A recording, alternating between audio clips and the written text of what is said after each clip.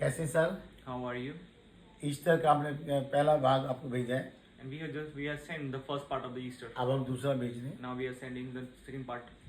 यीशु मसीह को जब पकड़ा था क्रूस पे चढ़ाने के लिए, तो पतरस आग ताप रहा था, तो इसका मतलब सर्दी थी। And when Jesus Christ was caught into that season, at that time we can notice that it was the winter time, and Peter was basking to the fire. तो आपके दिमाग में आ गया कि सर्दी में उसको क्रूस पे चढ़ाया है। And now in your mind it has arrived in your mind that he was crucified in the winter. अरे जब उसको पिलातुस के पास ले गए, फिर हेरोदेस के पास ले गए, फिर पिलातुस के पास लेके आए, तो इसमें टाइम नहीं लगा हो क्या? And Jesus Christ was taken to the Pilates, and after that he was taken to the Herod, and after that he was taken back to the Pilates. In this process, doesn't it take so much of time? कभी आपके पास आपके पास कोई case हुआ है? And have you been ever fought the case?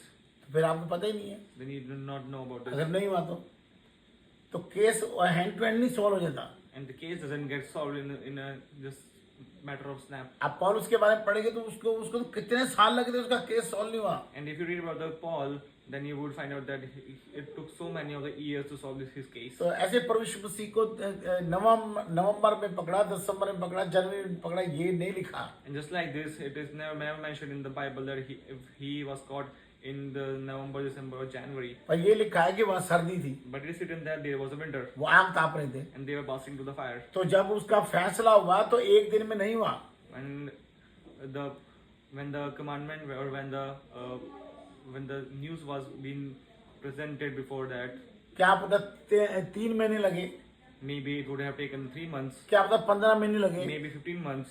तो वहाँ उस 3 महीने बाद मार्च आ जाता है, And at that time, after the 3 months, it comes the March या अप्रैल आ जाता है। or the April.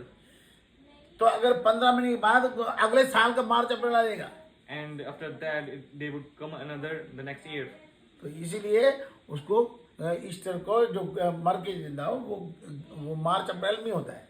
And therefore, the Easter, the resurrection day after the death, he was alive. It is always in the March. Hallelujah. Hallelujah. तो समझ आई? Do you understand this? और नहीं समझा तो पूरा बड़ा वाला वीडियो देखना, And if you do not understand this, then you can watch the next video, the whole video. क्योंकि केस जो है सॉल्व होने में टाइम लगा। Because to solve the case, it took time. तो सर्दी में पकड़ा था और 2-3 महीने अगर कहते हैं तो मार्च अप्रैल में क्रूस पे चढ़ाया गया। And in the March and April, he was crucified. Hallelujah.